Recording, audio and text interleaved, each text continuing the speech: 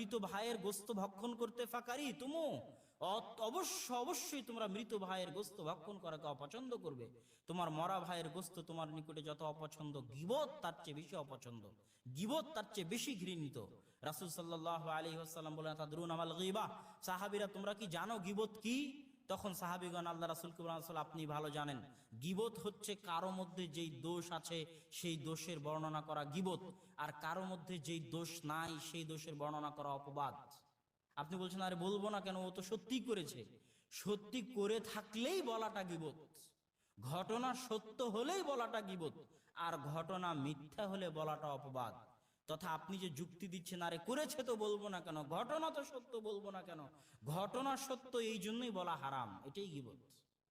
ইসলামে মুসলমানের মর্যাদা হারাম, শুধু মুসলমানের রক্ত এবং মুসলমানের জান, মুসলমানের ধন সম্পদ হারাম নয়।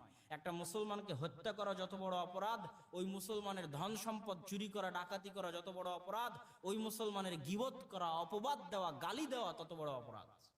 কেননা তিনটেই সমানভাবে হারাম, ঠিক যেমন কাবাঘর হারাম। আজকের বিশ্বে, আধুনিক বিশ্বে যারা মানবাধিকারের কথা বলে, যত আন্তর্জাতিক সংস্থা আছে, এরা কেউই মানুষের মর্যাদার মানবাধিকারের কথা বলে না, মানুষের মর্যাদার সংরক্ষণের কথা বলে না। একমাত্র ইসলামী পৃথিবীতে একমাত্র ধর্ম যারা মানুষের যেমন রক্তের অধিকারের কথা বলে, মানুষের যেমন টাকা পয়সার অধিকারের কথা বলে, তেমন মানুষের মর্যাদার অধিকারের কথা বলে। একমাত্র ধর্ম ইসলাম। পৃথিবীর আর কোনো আন্তর্জাতিক রীতিনীতি নাই যেখানে মানুষের মান মর্যাদা রক্ষা করার নিয়ম আছে। প্রত্যেক রীতিনীতিতে বলা আছে যে এটা আমার অধিকার যে আমি কাউকে গালি দিতে পারবো। এটা নাকি সাংবাদিকদের অধিকার যে কারো বিরুদ্ধে রিপোর্ট করতে পারবে। এটা নাকি মানুষের অধিকার যে মোহাম্মদ সাল্লাল্লাহু আলাইহি ওয়াসাল্লামকে গালি দিতে পারবে, সবাই সবার বিরুদ্ধে লেখালেখি করবে, এটাই নাকি অধিকার। অথচ ইসলাম এটা নিষিদ্ধ। ইসলামে মানুষের সম্মান নিষিদ্ধ, মানুষের মর্যাদা নিষিদ্ধ। এই জন্য আপনি তার গীবত করতে পারেন না, তার কাউকে অপবাদ দিতে পারেন না।